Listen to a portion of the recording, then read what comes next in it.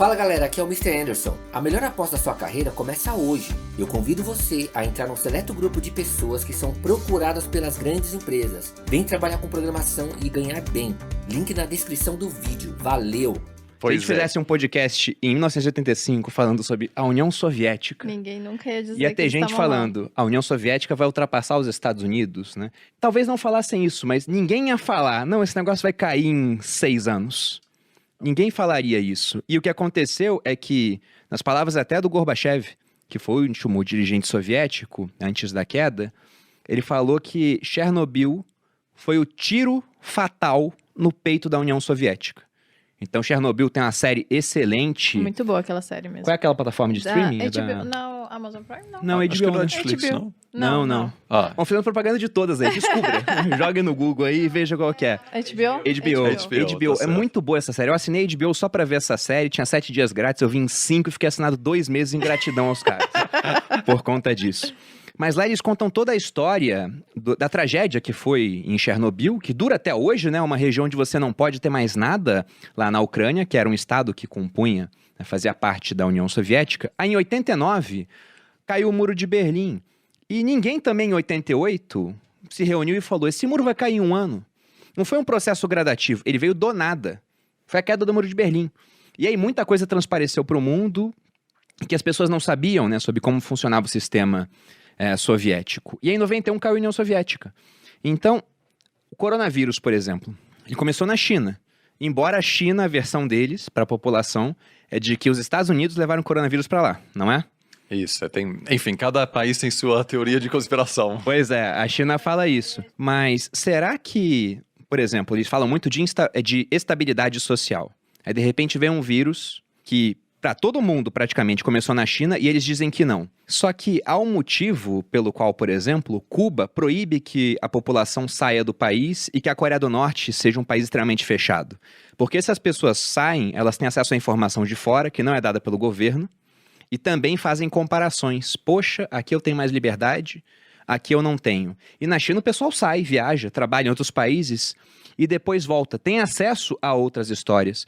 Vocês não acham que essa pandemia que nós vivemos agora, em 2020, ainda em 2021, pode ter sido um tiro mortal no coração do Partido Comunista Chinês, no sentido de causar realmente mais instabilidade social a ponto de não conseguirem reverter? Olha, em geral, a avaliação da população é que o partido conseguiu lidar bem com a pandemia, mas sempre com a ressalva de que pesquisa de opinião em país autoritário é um pouco mais difícil, Segundo mas há estatísticas, maneiras de, vamos dizer, fazer perguntas não tão diretas, então já existe toda uma indústria para avaliar o que a população pensa, mesmo no país onde, a princípio, as pessoas não se sentem à vontade a responder todas as perguntas. E eu diria até que a movimentação do Xi Jinping contra alguns grandes líderes do setor empresarial acontece agora porque o governo se sente fortalecido, sente que, a princípio, há bastante apoio na população para essas medidas que, em um outro momento, poderiam causar um backlash grande, porque muitos chineses fizeram já algum pagamento para Evergrande, por exemplo, e agora estão na dúvida, será que o meu apartamento vai ficar pronto, vou receber o dinheiro, que, em função dessa pressão cultural, é realmente um problema. E não me parece que a China hoje tem um temor grande de permitir que seus cidadãos saiam, fiquem sabendo do sistema político americano e dizem eu quero isso para mim. Em parte porque a China faz de tudo para enfatizar os lados ruins da política americana, então fizeram uma festa no dia 6 de setembro, quando pessoas invadiram o Capitólio dos Estados Unidos. E a imprensa chinesa cobriu ao vivo tudo, dizendo, olha aqui, República Bananeira, é isso que é democracia, é caos, etc. Então tem uma operação propagandística forte. É verdade que a maioria dos filhos, inclusive das lideranças do partido, estudam nos Estados Unidos. Então eu, por exemplo, estudei nos Estados Unidos com muitos chineses cujas famílias operam, enfim, tem laços políticos, econômicos, etc. Mas não me parece que hoje, por incrível que pareça, haja muitos... Vamos dizer, não é uma imigração em massa, né? Se você amanhã permite que os norte-coreanos saiam do seu país, você vai haver uma onda de imigração e do mesmo jeito, muita gente vai... Aliás, anteontem, 23 jogadores de beisebol de Cuba, depois de participar de um torneio, Foram fugiram. embora. Não queriam voltar voltam para mais. Cuba. Por que será? Pois é. Coisa, né? Mas a China hoje em dia não impõe esse tipo de limitação, em parte porque muitos chineses, inclusive, que estudaram nos Estados Unidos, voltam porque tem mais oportunidades econômicas no país. Tendo dito isso, é sempre mais difícil prever o futuro em países autoritários e é difícil, de fato, saber quando surge um problema, porque o partido tem mais capacidade para, vamos dizer, cobrir certos assuntos. Então, isso sempre é uma ressalva importante na hora de, por exemplo, fazer um grande investimento na China. Não, até por conta disso, a história é Evergrande. Desde o começo da situação, né, para quem não sabe, a Evergrande é uma incorporadora chinesa, uma das maiores do país, que tem uma dívida que já está vencendo, alguns pagamentos não foram feitos, estimada em na casa dos 300 bilhões de dólares. Só para entenderem, isso é mais do que Vale, Petrobras, Itaú, Bradesco, Banco do Brasil, e pega mais aquele TEF-SMAL 11 e bota na conta junto, né? A gente chega no que são 300 bilhões de dólares. Então é muita coisa. E eu pensei que eles iam resgatar por conta disso, para não gerar instabilidade social, várias pessoas já têm apartamentos comprados, pelo menos para não deixar que essa consequência viesse. Os investidores estrangeiros que eram, por exemplo, acionistas ou tinham lá, né, debentures, né, bonds, títulos da empresa, provavelmente perderiam dinheiro. Só que essa é uma empresa de várias que trabalham com essa parte de construção na China, e muita gente fala que na China você tem uma bolha imobiliária, que você tem uma bolha de crédito, né, muito crédito sendo dado na economia. Então, pensando nessa parte de investimento, Fabiano. Mas peraí, não entendi. Ela quebrou? Não, ela não quebrou, mas ela tem uma dívida muito grande e pode vir a quebrar se o governo pode vir a resgatar. quebrar, entendi. Tem como você falar um pouco mais dessa situação da Evergrande, de reflexos disso, e também, pensando no cara que ele está assistindo esse podcast e fala, olha, vale a pena eu ter um pouquinho do meu patrimônio em China, no final das contas. Como é que ele poderia se expor? Bom, você tocou num ponto central que a gente viu o setor imobiliário americano estressado em 2008 e agora é um ponto de interrogação no mercado imobiliário chinês. Sem dúvida, a Evergrande ela é uma gigante do mercado imobiliário na China, uma das principais incorporadoras. É um conglomerado, né? Ela tem várias linhas de negócio, essa de construção é uma das principais. E o setor imobiliário sempre foi muito relevante no PIB da China. A gente viu a quantidade de pessoas nas últimas décadas que foram para cidades, elas precisavam de lugar para morar. Como o Oliver comentou, precisavam de lugar para casar. Os investidores chineses, eles gostam muito de investir em imóveis, tanto na China quanto fora da China. Mais de aproximadamente 60% do patrimônio das famílias na China são atreladas a imóveis. Né? Então, sem dúvida, é um mercado muito popular. E o modelo de negócio de uma incorporadora, ele é muito baseado nesse aquecimento do mercado. Então, enquanto você está vendendo um empreendimento, você já está recolhendo esses inputs, já está lançando um outro projeto, porque você sabe que o crescimento ele é certo, né? Tanto em projetos residenciais quanto em projetos corporativos.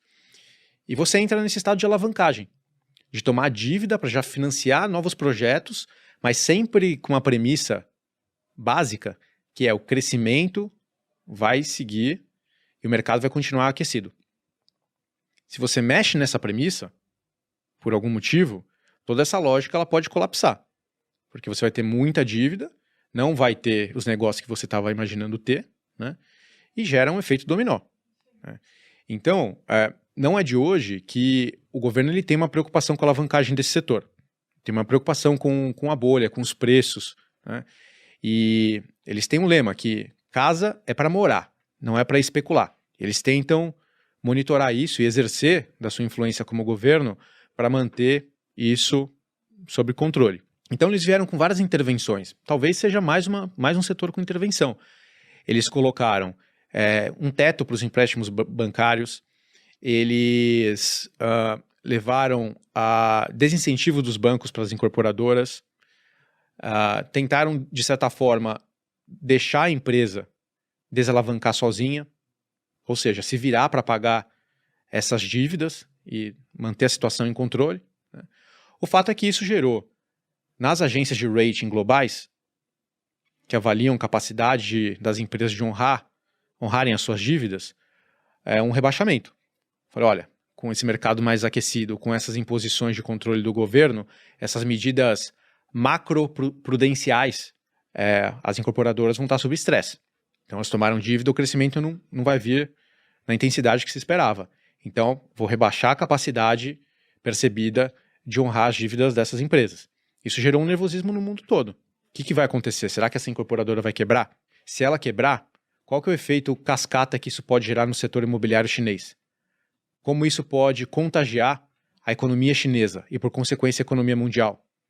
Será que é algo específico da Evergrande na China, algo temporário que vai gerar algum tipo de conflito, mas que vai ser contornável, ou vai sair do controle e vai gerar um efeito dominó? Então, esse tema gerou muito nervosismo no mercado financeiro chinês e no mercado financeiro global. Quando a gente para olhar com um pouco mais de detalhe, quem são os principais detentores, as contrapartes dessas dívidas da Evergrande? Quem é que recebeu bonds, títulos de dívida e entregou dinheiro para a incorporadora? São os principais bancos chineses. E os principais bancos chineses são estatais, né? Então, o governo chinês, ele teria tanto a condição de intervir nessa situação e também teria a condição de resgatar ou absorver esses danos dentro do ecossistema chinês. Ele não quis fazer isso, deixou a empresa renegociar, rolar a dívida, achar mecanismos para corrigir a rota, vamos dizer assim, ao invés de intervir. Então, por hora, foi uma sinalização positiva para o mercado, mas sem dúvida é um tema que vai continuar no radar dos investidores globais. Será que realmente parou por aí? Será que tem outras incorporadoras que vão estar na mesma situação em breve? Será que essa desaceleração imobiliária chinesa, ela está só no começo, ela vai continuar? Quais são os efeitos colaterais de toda essa intervenção e dessa pressão regulatória, né? O fato é que gerou todo esse nervosismo. Nem todo mundo tinha ouvido falar da Evergrande, agora muita gente conhece. Até o nome é bom pra gente, é fácil de falar, né? Não um nome complicado. Eu acho que no final, a gente vai ficando cada vez mais antenado no que está acontecendo na China.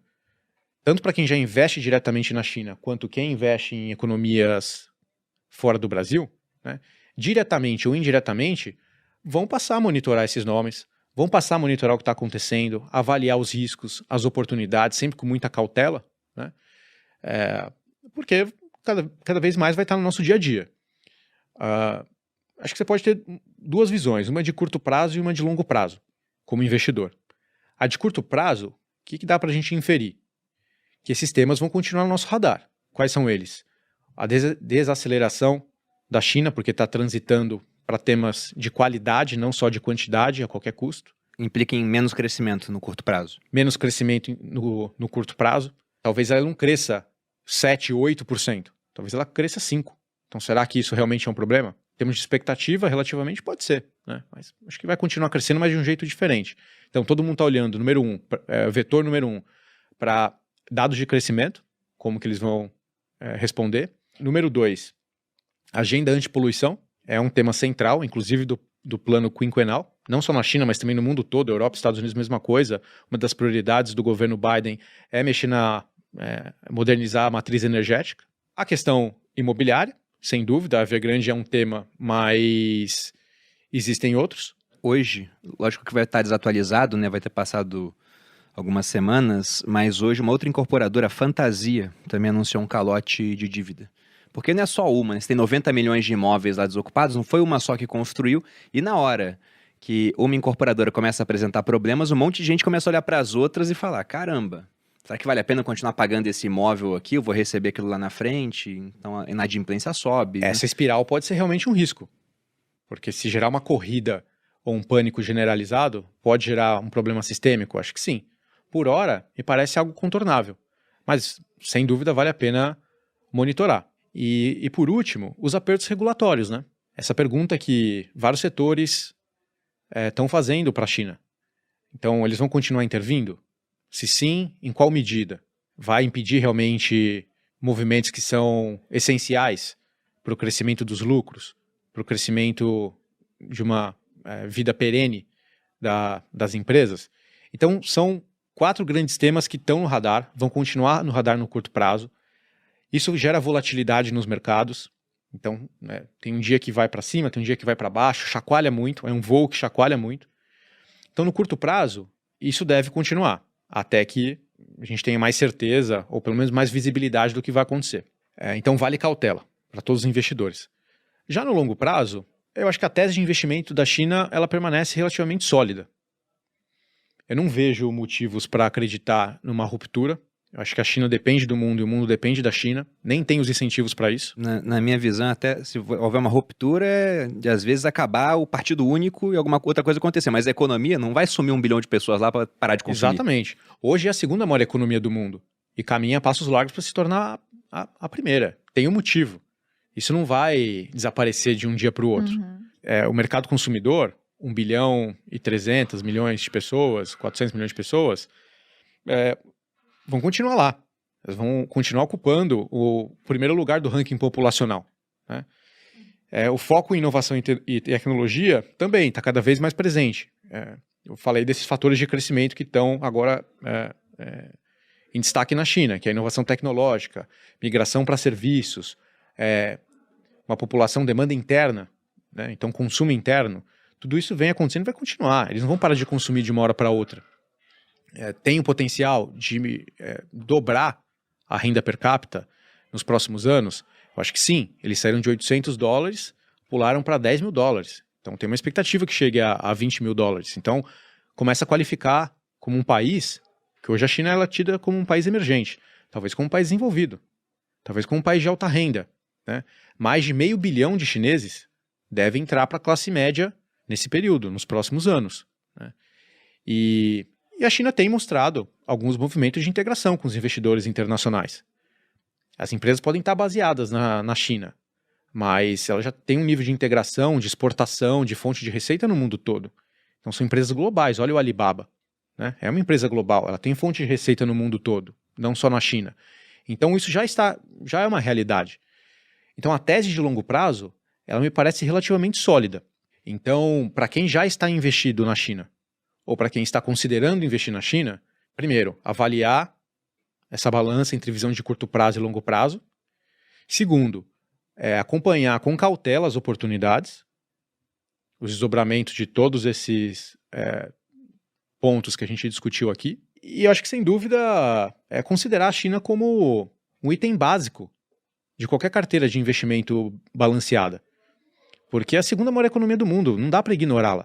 Não dá para simplesmente você olhar e falar, olha, tá bom, talvez tenha um modelo econômico, tenha um modelo político, tem pontos que contrastam com o meu pensamento ocidental, e eu como investidor vou simplesmente virar as costas. Tudo bem, você tem essa possibilidade, mas você talvez possa estar ignorando uma economia que vai continuar crescendo. Então não é, talvez, uma decisão mais racional. Né? Então eu manteria a China no radar com alguma cautela.